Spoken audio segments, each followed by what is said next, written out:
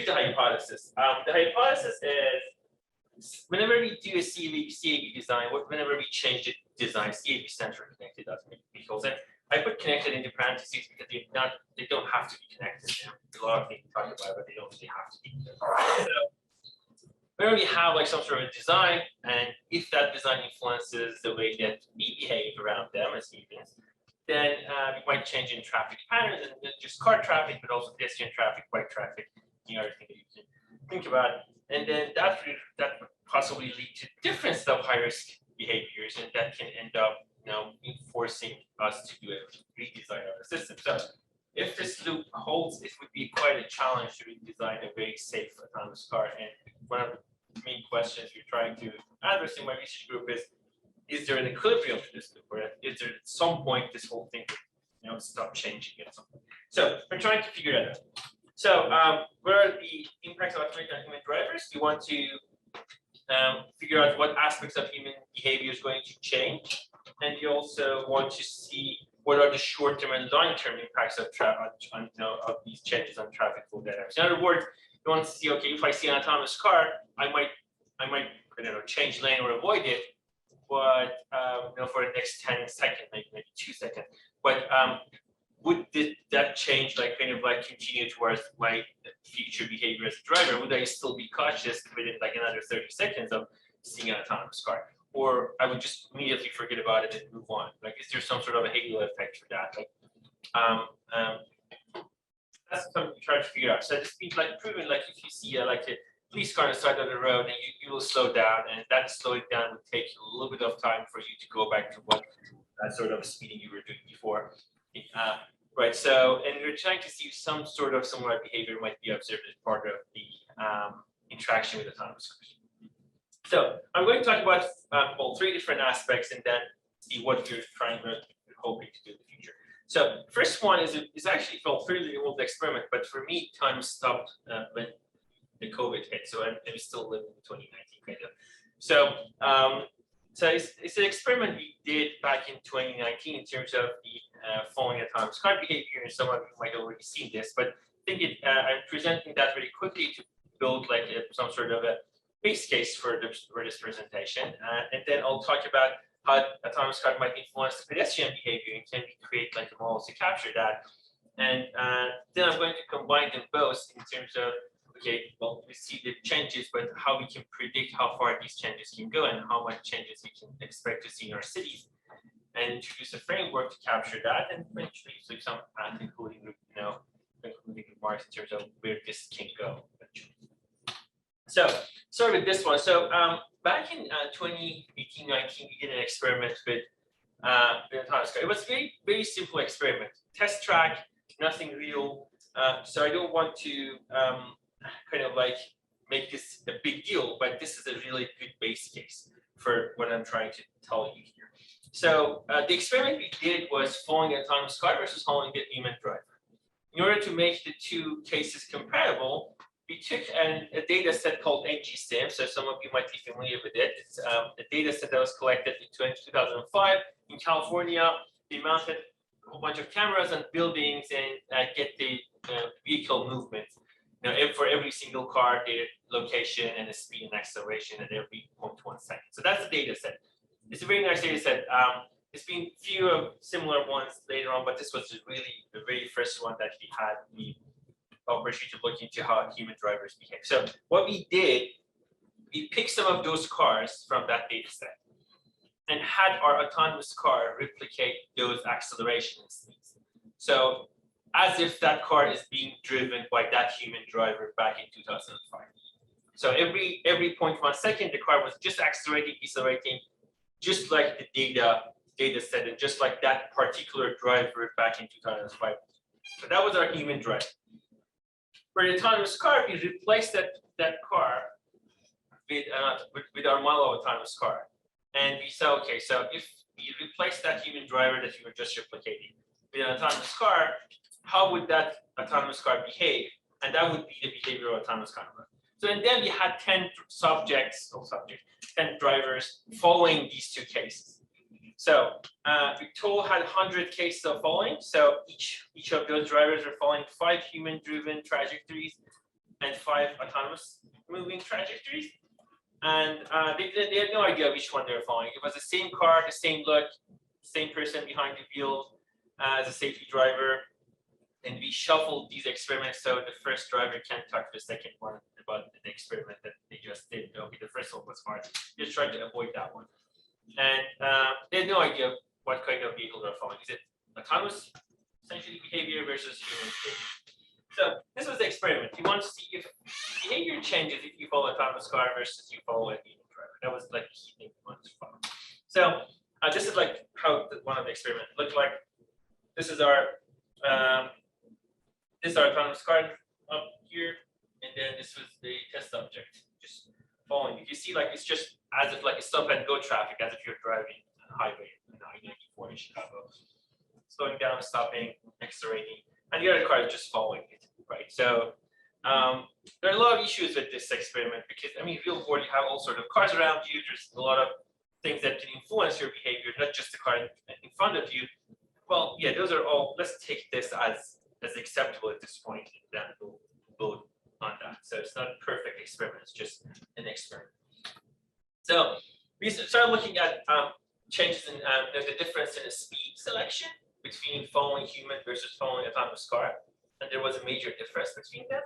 And more interestingly, we looked at the gap. So we found that the whenever, but this is just one example I'm showing down here, but this was fairly consistent across all 10 drivers. Every time that they were following an autonomous car, it shows a smaller gap. So they were following an autonomous car much closer than they were following a human driver.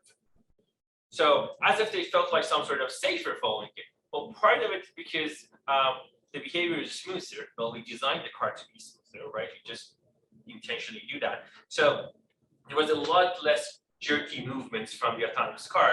So and for some reason, the test subjects said, thought that this might be safer to get closer to them. But this was something that we noticed, okay, well, again, if the experiment is correct and everything is all set and acceptable, then, well, this is a major change in behavior. So we might actually get a higher capacity from the road just by having a few autonomous cars on the road and having other people following it closely. So smaller headway, smaller gap, smaller headway, we're going to have more cars going through. So our capacity can increase, so which is actually quite nice. But also have, on the other hand, have a lot of safety issues. So if anything happens to the autonomous car, it has to brake suddenly, then that's an issue, right? So you have less time to react. So, but we looked at that one, and okay, so there might be a change. So this was the start of the whole thing. So before that, we didn't know that there was a possibility of a change. After doing that experiments, we found that okay, there might be a chance that you might see different behavior. So let's look into this and see what kind of behavior we should look into. So the next thing we did, we looked at pedestrian behavior. We wanted to know, is it just drivers that might feel different, or is also pedestrians that might feel? Well, from a pedestrian perspective, would you care if if an autonomous car is approaching you at the intersection, or if it's a human driver? You want to look at that, and you want to see, okay, if there's anything like that. So challenge with doing this is, maybe you're talking about any sort of autonomous vehicle design, you're supposed to stop for pedestrians. Like, it's not New York City taxi drivers that will just find their way through those intersections, right? So this is actually supposed to stop. This is part of a reason that possibly a lot of the companies do not test in cities like New York City. It's harder to deal with situations like this. The cultural expectations from driving is very different from what we can usually design autonomous cars, quote unquote, maximum safety. So, and this is challenging because it actually ruins the whole efficiency of the system. Because if you have someone waiting, just imagine like the Springfield Avenue going through, like in front of the library, that road. So if you want to wait there for pedestrians, like right to classes, you're waiting there for 10 minutes, right? There's no way to go through if you're just waiting there, make sure no one is crossing or ever trying to cross.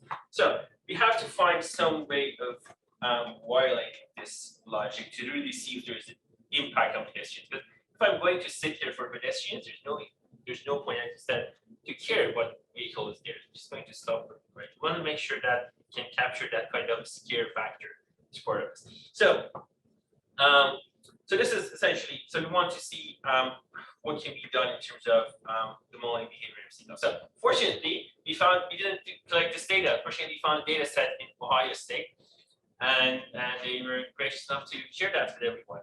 And they did something very similar. So the autonomous car didn't stop for pedestrians in that experiment, and they were trying to cross the parking lot.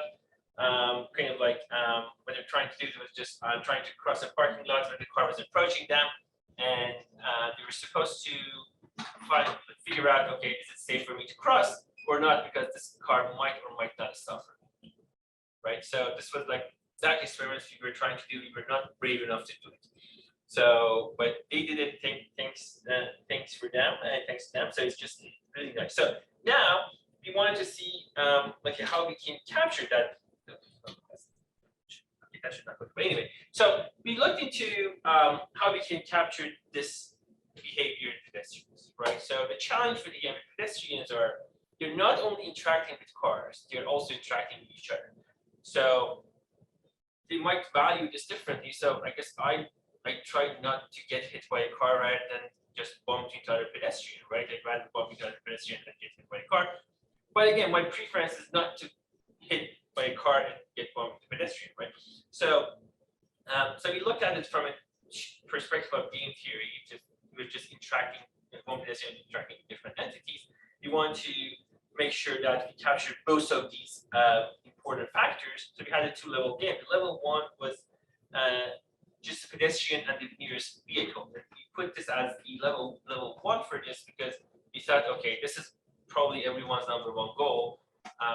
Really should assess that carefully, but this is assumptions part of this. That probably people really prioritize not getting hit by a car. So that's why we put this level one. Now our level two game was like playing the game with nearby pedestrians. So we want to see if we can have like these two games playing at the same time. Can we kind of like model the behavior of pedestrians? That way can we capture how pedestrians move in response to autonomous cars versus response to other human drivers. So this is like overall structure of this level one game into level two.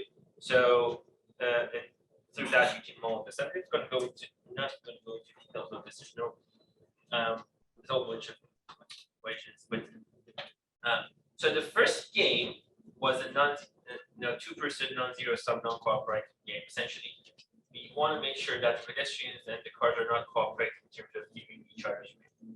Okay, so if the cooperation happens, the autonomous car is supposed to stop. This is a whole different game structure. And the second one was also a non-cooperative game because the assumption is pedestrians are selfish and they want to get to your destination. And if you're late for class, you're not going to really think about, okay, should I just stop here or wait here? So you just run to class, right? That's the whole idea of dealing with like those wide goals from pedestrian perspective, being a little bit selfish.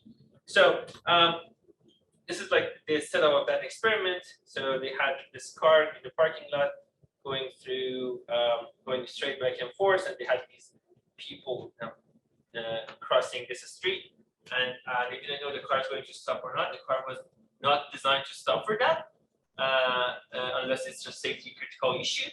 So as it's about to hit someone, it was a stop, but it was not designed to stop because it sees a pedestrian. Right, so that was, and they took footage of the drone just to get the movement of every single object, like human or car. So you look at this game structure, and first of all, surprisingly enough, the game structure captures this very well, really well. Part of it is because, well, it's too good to be true in some sense, but part of that is because the if you notice here, there's only one car, and the pedestrian crowd is really not that many. So the interactions are not as intense as you expect to see, like in New York City. So well, essentially what we're doing is we're modeling a simpler case of interactions rather than very complex dynamics. So it should work better, right? If you get more complex, then I can almost guarantee that this structure is not going to capture any 90% accuracy. But it's good enough for our purpose. So one thing you notice, so we have this model of this interaction and everything else, and we're actually right now got some data from from TU Delft, you're trying to look into how pedestrians react to human driverless cars, and using the same model, and we're trying to see, okay, if that changes. So the very preliminary result that we have is the behavior is really different.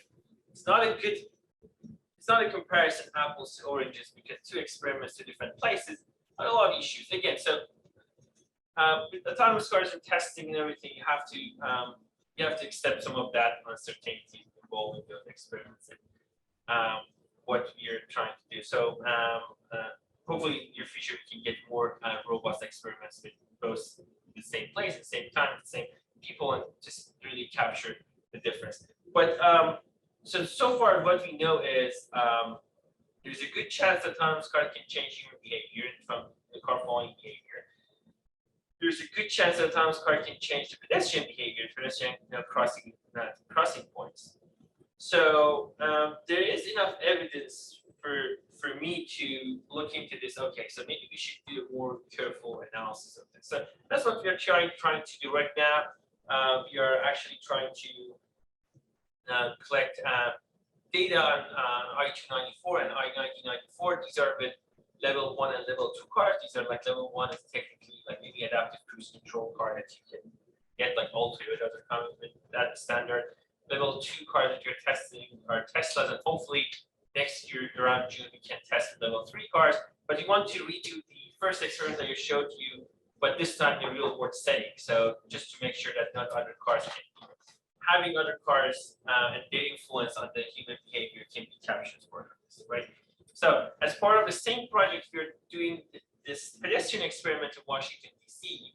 and around George Washington University campus, and we're going to have 2 level 3 cars driving around during the school days, and we're going to collect data from pedestrian trajectory movements, and we're going to have human drivers drive the same cars in the same environment and try to capture that. So this is like really an ongoing research from that sense, but we have some base evidence to show that this, we should expect some changes. How realistic, and well, realistic is not the right word, but how major those changes are, we should soon know. But at this point, there's enough evidence to show us there might be a change. So, while we're collecting that data, that's taking time. So we wanted to do something else at the same time, right? We didn't want to sit here and not do anything. So we looked into, okay, let's assume that these changes can happen, and we know we can really quantify the magnitude using like a real world data.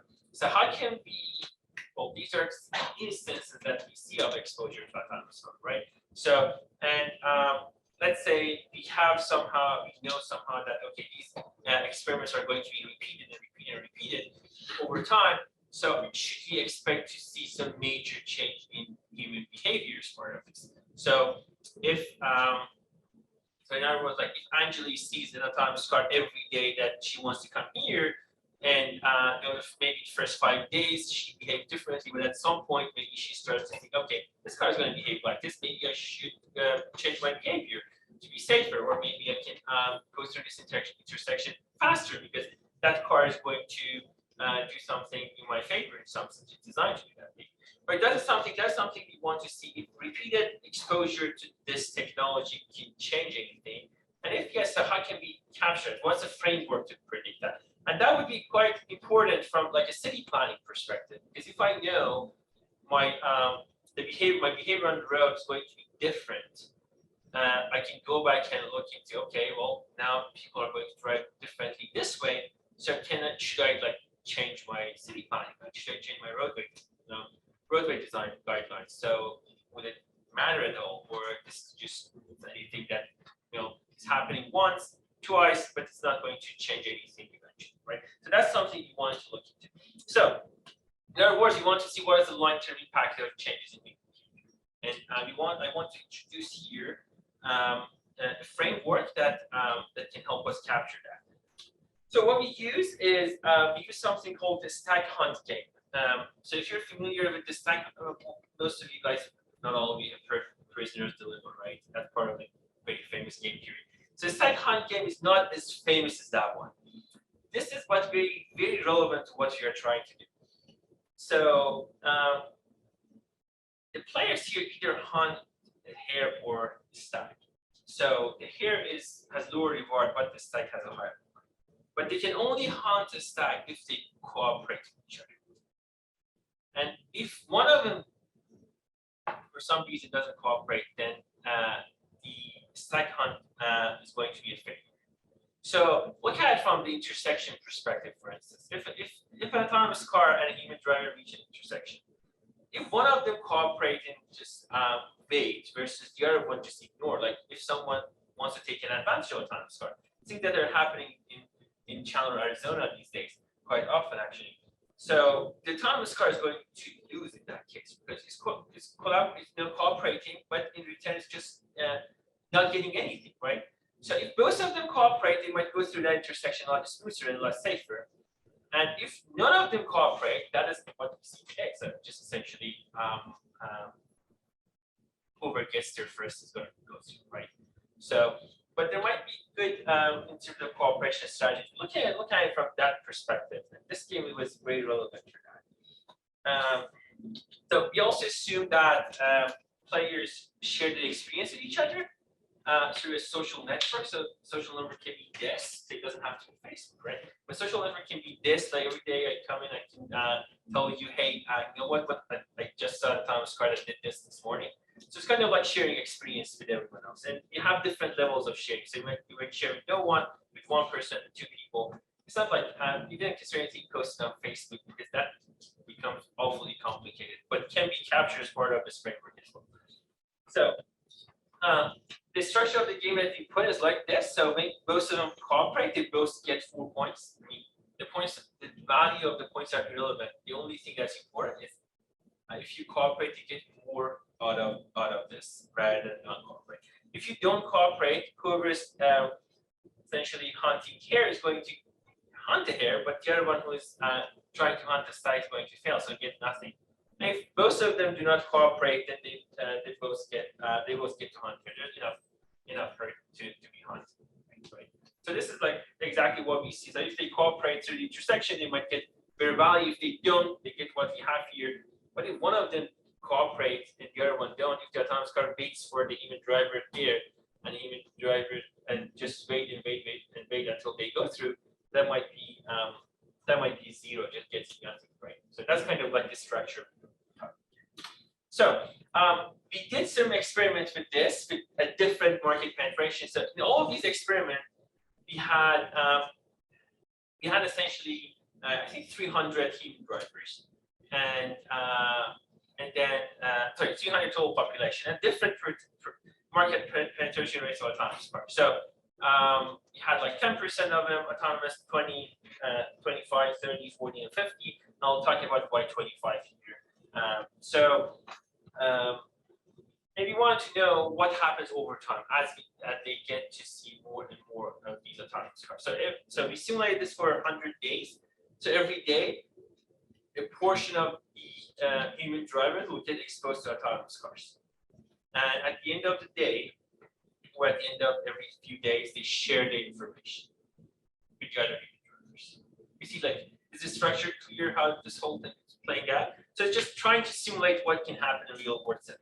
So and then if there's not enough autonomous cars, like 10%, like 20%, and then you're not talking to anyone, and you're just using your own experience, this thing never gets to 100% of stack hunters. So essentially what happens is if there are not enough, with this game structure, right? If there are not enough autonomous cars on the road for you to get exposed to, I don't expect to see a major change in the behavior in the entire population. But as we increase the number of autonomous cars and we see more and more and more of these cars on the road, then things are different. So we start to get to everyone cooperating now because we start to see, okay, there's autonomous car cooperating. If I cooperate, I would be better off in this situation. So we start to look into, okay, maybe I should change my behavior. So the 25% is the breakpoint really. So and that is essentially anything below 25% never gets to 100. Anything above 25% gets to 100. I'll tell you where this 25% comes in play in a minute. Then you have the social contacts, then it's different. So maybe talk to more people. When there's, well, then you need to have now more autonomous cars, because all those experiences, negative or positive, being shared with more and more people. So instead of me seeing like this 20 times in 100 days, now I'm seeing it, I'm seeing not only 20 times, but also the other 220, I'm seeing 60 times. So my behavior is going to change much faster. I mean, obviously, because it's just like I'm seeing more experience. This is assuming that I value your experience as much as I value mine, right? That can be more important factor. But here, even with 25% that you share things, we don't get that. It's kind of like the situation is, if I come to work and hear you're not stopping for autonomous car, you are not stopping for autonomous car, and I didn't, I would start thinking like, why should I? And then no one is really stopping for autonomous cars, right? So, and that is kind of like the situation here. So even at 25%, nothing happens. So it goes all the way, it takes a little bit more, about 30 to that happen. So that 25% is an artifact of this. So this is essentially designing 4 and 3 in the model. So if you change that number, that 25% is going to change. So it's just a matter of that. But again, so this is just a platform to show. If you go out and do hundreds of experiments and get exact values for that gain, then you can actually calculate how things can happen exactly. So, okay. So the last part is I want to talk about. It's called the Watchman effect. I think you guys are not most of you are not old enough to remember Watchman. Perfect. So before Watchman, people actually kind of like sit in a room. They can walk around to change everything, and people started to be able to walk around, right? And listen to music. And that was called the Walkman effect, because it changed the whole music industry, right? So, and one of the key things that we're trying to look into really is going back to the first question: does such a thing exist for autonomous car? Is there some sort of Walkman effect for autonomous car? Are we going to see those major changes in behavior and driving if you get exposed to autonomous cars? We want to know if yes, how fast that changes. So these are the experiments we're planning to do in your future. We want to know how fast your behavior is going to change. So I would take like the person and expose that person to dealing with this autonomous car, maybe riding an autonomous car for like for every day for months, and start to see how that person's perception and behavior, perception of autonomous cars and behavior and driving is going to change. And then we want to eventually see, will we have some base frameworks? We want to see how those base frameworks change, or how should we change them to better capture the becoming more realistic data as part of the process we're trying to do. Okay, so that was it. Thank you so much.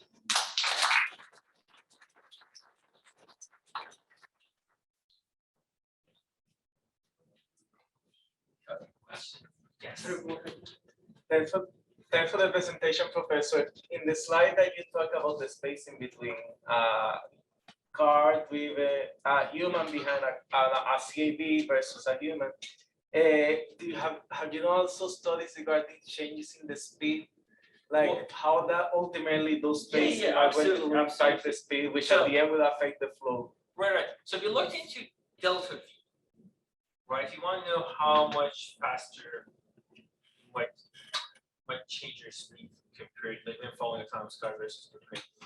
So people actually tend to be a lot more aggressive when they're following autonomous car. So delta V was much larger, and part of it was because I don't know what.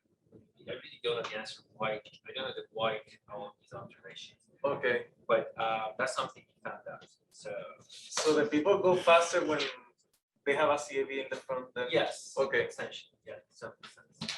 But you have to take this with a grain of salt, because there's a car ahead of you, right? There's really not much enough option to go faster. It's traffic, essentially. Stop and go traffic in most cases.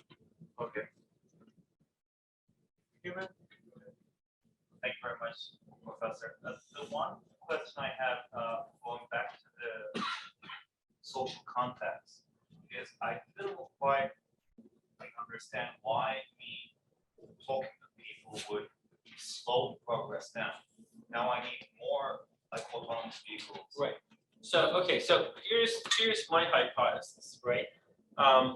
If I don't cause and you don't cooperate, get to work, and then Angeli cooperates, and she gets to work, and she finds out that you and I, for somehow, got to work easier, then she might end up not cooperating the next time, right? So at the beginning, when we talk to more people, and there's a lot more non-cooperative drivers versus cooperative drivers, then there's a better chance that you take the side of non-cooperative drivers, because that's what you see most. It's just like trying to pick like a political opinion. So if there are a lot more people picking one side versus the other, people are more likely to pick the side that has more people as part of it, right? Not everyone, but this is also true when there are more autonomous cars and there's less people. In other words, when there's more cooperative behavior on the road.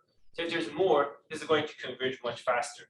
In other words, like the slope of this is much higher than the slope of the people. So the more this is like, and this is not something we program. It's just something that is obviously captured as part of the game structure or something. So. I'm going to ask my question, but now I have a follow-up. So why does it take 40% for that behavior to not change, right? Because 25 decline, and I think the next one 30, right? And then 40 remain unchanged, which means we only need to reach 40% for that decline to not. Why? Well, it's it's mostly because of these values here. It's mostly the artifact of these values. If you change these values, and if you put more value on the value doesn't matter, but the proportion that matters. Like if you put like 8 versus 3 versus 4 versus 3, then that can change, right? So, but yes, this is really the artifact of the model. This is not a conclusion I can make, say, okay, you know what, 20 years, this is what's going to happen. No, this is just because of the values you put here, essentially. So if you change the values, and if you have a better justification of changing those values with real world observations, those numbers are going to change. The most important thing for us as part of this study was to make sure we have a framework to capture that, and to show that there is a possibility of capturing that. Now, if I get better data, I can refine the values and get a more realistic answer. Because as you said, if the majority of the population is more cooperative, then it's easier for the non-cooperative to follow. Right. The cooperative. Right. We also did some other experiments in terms of we have some people that are playing prisoner's dilemma. Essentially, these are the people that are taking advantage of the system, and having more of those people is actually going to, in many cases, if you increase them, it actually can potentially bring this down. Because even though you see the cooperation, then you see some sort of people that are taking advantage of you, and you would start thinking, okay, maybe this wasn't a great idea to cooperate in the first place, right? So, there's a lot of dynamics that can be captured as part of this framework, but you're right, essentially. Just one question: What is the definition of that cooperation? Is that like through communication of a human people? I'm trying to understand, I don't know, physically or the phenomenon of what it means. Right. So, yeah. So, perfect question. So, any different situations might have different, essentially, setup for this. Just look at it. Let's look at the pedestrian crossing, right? So, the non-cooperation would be the cooperation would be for the pedestrian and the vehicle somehow coordinate the movement, right? So, for instance, the vehicle cars right now put like some sort of noise for pedestrians to show them, hey, this is the intent. So there was a company actually got bankrupt. So they were writing things for people to read. So that would be some sort of cooperation mechanism. Tell the driver that, the driver tell the vehicle to the pedestrian, hey, I'm moving this way. Or maybe it can be even more sophisticated than that, and the pedestrian can also signal some sort of behavior to the car. The non-cooperation would be just like us. So you see pedestrian is coming towards the intersection, you say, okay, well, I have still time to go, I'm just going to ignore it. So pedestrian is halfway across one, we're just going to go through, right? And one cooperating versus the other one non-cooperating is the pedestrian sacrificing for the car, or the car sacrificing for the pedestrian. That's one cooperating, one non-cooperating. We have a question on the chat. No, that's Mohammed, you can go ahead. Thank you, Professor, for the nice presentation. I have a question about how this research can evolve and better predict driver and pedestrian behavior? Because you said at the beginning that the scenarios you modeled were very simple and they're not like New York City where you're trying to cross a very crowded street. And something other than that, you said, in the scenarios you modeled, like did the pedestrian and the driver know that they were driving or heading towards an automated vehicle or Well, your second question, they didn't know. they didn't know? No, they didn't know. So, and it was designed for them to not know. So they didn't know if they're dealing with autonomous garbage. They didn't know that. That was the whole purpose of this, because otherwise they would be biased already. We just wanted to know if the behavior of the car, but in the future, you're not supposed to see all these sensors on the cars and everything, right? It's supposed to be just a car and someone there. You don't really know if that person is driving or not. Exactly. Right, Yeah. so that was the intention of it. So we used the same car, the same look, just to make sure that with different behaviors and not telling the test subjects, just to make sure that they don't know what kind of vehicle they're doing. Yeah, because then you can be different. They know. Right. If I know that there's an autonomous vehicle, Yeah, absolutely. And we wanted to make sure that that doesn't happen. So none of the people in the experiment even knew about the experiment. They were just told that they have to follow this car. They didn't know why are they following and what are they doing. So it was just information. They made sure that happens.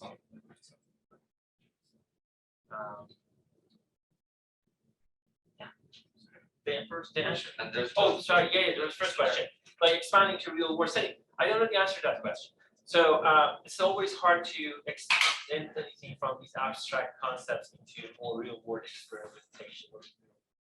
So what we're hoping to do is by getting these driver behavior data, we will move towards that direction. But that's a big challenge. I'm struggling with myself. I don't think know how I can expand this to design safety guidelines, for instance. So you have to change the safety guidelines. There's a whole bunch of safety guidelines that we develop by feds, by different states, all of that for pedestrian safety. There's all sort of guidelines. And most of them are using really historical data to drive those issues and drive those guidelines for pedestrian safety. So I don't know how to really translate the experiments to that, because we don't have enough instances to drive like a very statistically significant conclusion of it. So yeah, but it's something we're working on. There's a question. I have a question regarding the answer to Mohammed about that the people don't know that they are following the autonomous car, right? They don't know. I think the kind of behavior change is because of the way that the car drives is basically a driver, a human driver who follows the rules versus a human driver who don't follow the rules. Like when you change a line, somebody change it very fast. Somebody change it very gentle, right? Is that kind of human behavior? It is simply because of the difference that different human drivers may have different behaviors in front of them. Instead of just autonomous. Yeah, great point. And this is part of one of the reasons that I told you take that experiment with a grain of salt, because it's not as comprehensive as it looks, and the conclusion is not going to be as valid as it might look. So, but the purpose of doing all those real world experiments is the same thing. So we want to see how different people following these cars are going to behave, right? So we are these experiments, we are following these cars for 2 hours and see a lot of surfaces. The early account is we see about 172 different cars following one of these cars during the 2 hours. So there's a lot of instances that you can drive on. So all of that is not going to be valid because some of them are really short, but still there's a bigger variety of cases that you can drive very conclusion out of it. So yeah, you're right. So it's just there are a lot of factors to capture.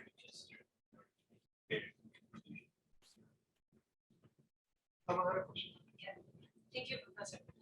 So in one of the experiments you showed, maybe the first or the second one, where you had 2 levels, the pedestrian versus vehicle and pedestrian versus pedestrian, I could understand the pedestrian and vehicle because it will change how they cooperate with each other. But why do you model pedestrian and pedestrian? Perfect question. So pedestrian versus vehicle is supposed to tell me how fast I should walk this crosswalk. So if a vehicle is coming at me at a very high speed and I decide to cross, I better run than just walk a slow way. Pedestrian versus pedestrian is going to tell me the direction I'm going to walk in. But that also plays an important factor in the crosswalk, because if you want to, in a crowded crosswalk, if you want really to go like this versus move this side and crosswalk, empty crosswalk, just go straight, you have a better chance of crossing, right? So the second game is really just for direction selection. The first one is will tell you the speed. But the direction is gonna be always the same, right? Across the. Yeah, right. But your travel time changes. Even a slight change in travel time based on how you're going zigzag or going straight, and what kind of move you're selecting. Regardless of your speed, your travel time can change a little bit. The present speed is low. It's about, I think you selected about 3 meters per second. It's like maximum, like for like someone young and healthy, right? So. So that's a challenge. So if the difference is between 3 versus 4 versus 5 seconds, then you can get hit by a car versus that. So in a crowded intersection, that's kind of like trying to capture that. Which makes sense. I think we have time for one or maybe two questions. Professor Talebpour was. Yeah, thanks. Very nice presentation. Thought provoking for us who are not in the field, especially. From that point, as I was thinking, I mean, what do drivers think at this time? Do they have confidence in these cars? Do they have to? I mean, do they have confidence in driving with these cars in the traffic? Because that's the biggest thing, I believe, right? Are the cars ready to be out in the mixed traffic? Yeah, I mean, it's difficult because I mean, my own car has ACC and I trust it a lot, but it took me a while to trust it. But I'm at the point that I know when it's going to fail. But I know if someone cuts in front of me like at a very small gap, this car is going to slam on the brake and then probably someone behind me is going to hit me, right? So I know that and I disengage myself. So there's some sort of like coexistence between me and my car when I'm using the ACC, right? So and I think with these cars that can happen because they're way more complicated than a simple ACC system. So trying to sell it to someone that might very well use it when they're drunk in similar situation is going to be a lot more challenging. So what a lot of companies do is they remote monitor these cars. So there's someone just like the military drones. There's always a remote person that is always behind you. Something has to happen, will take over. That's the state you're at this point. To take that person out all the time, that is something that I don't think will happen in next year or two. I don't think so. I think there's a lot of issues. I mean, in fact, being recorded, but it was in the news. So Waymo cars, someone shared that Waymo cars cannot take left turns and cannot handle potholes. That is something came out yesterday as part of the news. So after all these years of developing, not being able to take left turn, that tells me that there's a lot more to work on. So there's a lot more research to be done in this area. So this is actually good for research perspective. You know? Yeah, that's interesting to hear because when you mentioned as a person who knows about the technology and where they are, cars, right? Some of the driver behavior that you mentioned before, it was just the opposite. So. Right. Yeah. Absolutely. Yeah. A lot of things. We expect to see a lot of iterations in the vehicle design the next few years as well. So that's also going to play into this quite a bit and change